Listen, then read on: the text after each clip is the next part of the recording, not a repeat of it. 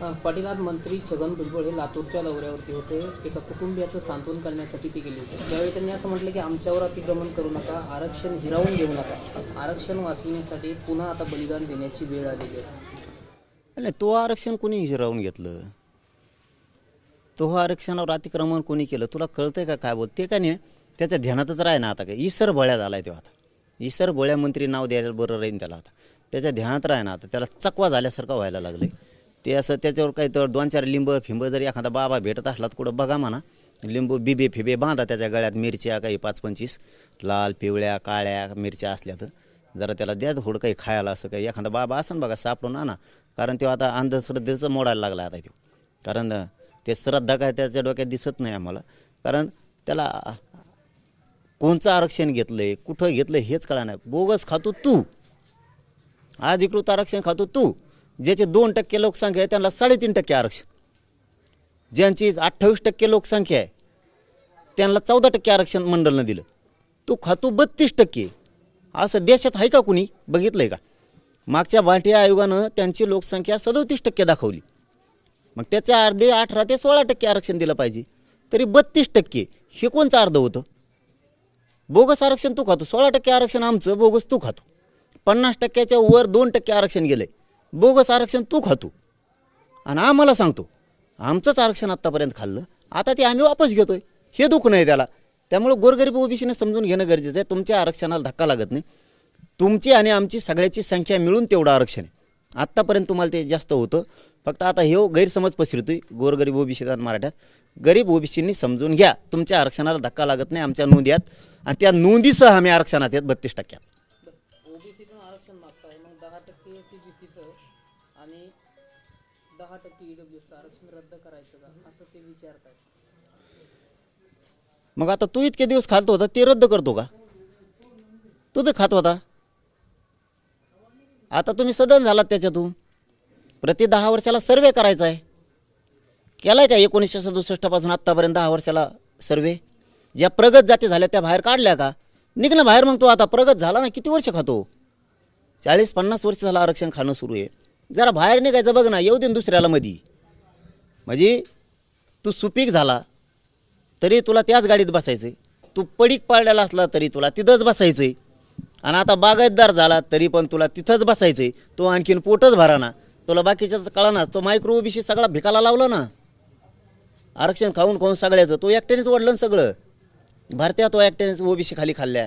शिक्षण ओबीसीच्या नावाखाली तूच खाल्ले, महामंडळ सगळे तूच खाल्ले. हे गोरगरीब ओबीसीने समजून घ्या. कारण आमचं नोंदी आहेत, आम्ही तर येणार आहेत. तुम्ही विरोध केला तरी आम्ही ओबीसी आरक्षणात येणार आहे. तुम्ही नाही विरोध केला तरी पण आम्ही येणार आहेत. त्यापेक्षा आरक्षणच तुम्ही गरीब ओबीसीने समजून घ्या. हे राजकारणा पायी हे राजकारणाच्या यांना ते पदं मिळवायचे म्हणून हे ओबीसी मराठ्यात वाद लावतात आणि ओबीसीला उलटं समजून सांगतात की मराठी आपल्यात आल्यावरती आरक्षणाचं काय होईल. मराठी पूर्वीपासूनच आहेत. फक्त आता आम्ही शहाणे झालो, आम्हाला आरक्षणाची आवश्यकता आहे, आमचं आरक्षण आम्ही मागायला लागलो. एवढाच फरक आहे. त्याचं ऐकू नका. आणि त्याला मी मुजित नाही. ते फार बरायला येऊन झाला. आता लय रडकुंडीला आले ते मेटाकुटीला आलं आहे फार. आता ते डोळे लाल त्याचे दिसू नये म्हणून काळा चष्मा घातला वाटतं असते.